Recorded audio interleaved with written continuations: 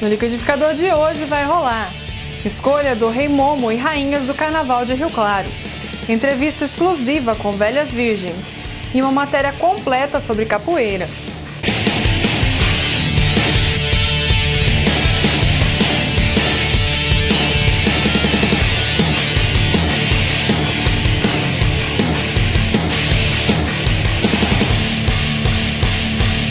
Março. Vem aí o 8º Festival de Rock Feminino. O maior festival independente do interior paulista com transmissão ao vivo. Não perca!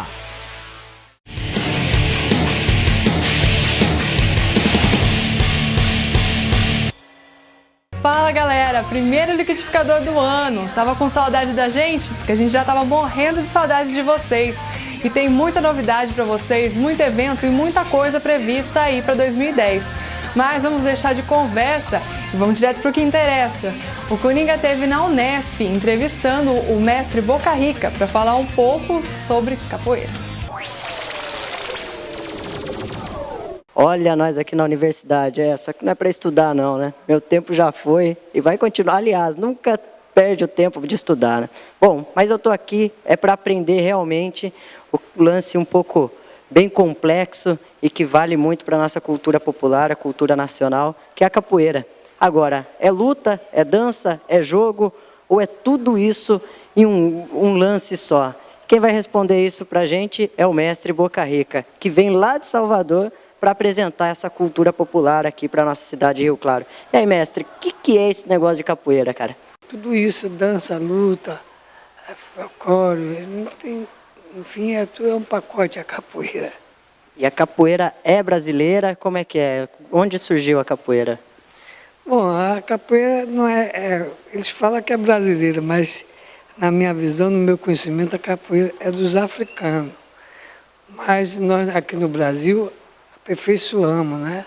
Certo. E o senhor veio lá de Salvador, veio fazer o que aqui em Rio Claro, cara?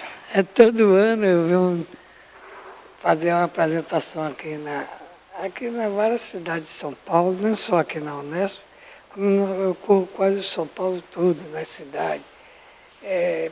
Rio Claro, Caraguatatuba, Osasco, Limeira, Jaú, tudo. Toda essa cidade, Campina, tudo eu faço, trabalho, né? Como aqui também em Rio Claro, e eu faço essa rotina no Brasil inteiro, não só aqui também em Rio Claro. Legal, e em Salvador o movimento também é tão forte quanto no restante do Brasil? Como é que é lá? Conta um pouco dessa realidade que o senhor vive lá.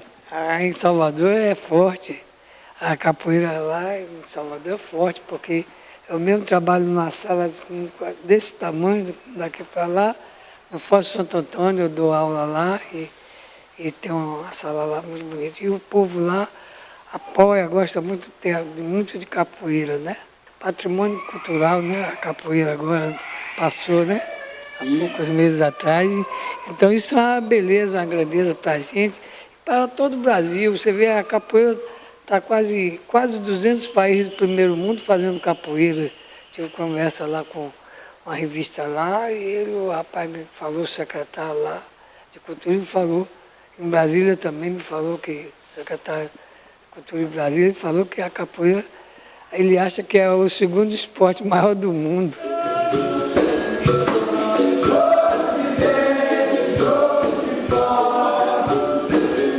Você falou aí do reconhecimento enquanto patrimônio histórico aí que passou na Câmara dos Deputados. Isso avança a capoeira ou não significa nada? Não, avança muito. A capoeira e para a gente brasileira é uma maravilha, né? É isso aí. Cultura popular, capoeira, é isso mesmo. É uma satisfação, mestre. A gente está aqui com você fazendo essa entrevista. Engrandece muito o programa, engrandece nossa cidade. E acho que pessoas como o senhor têm que ter grandes apoios aí para levar nossa cultura popular para todo mundo aí. Muito obrigado, viu? Nada.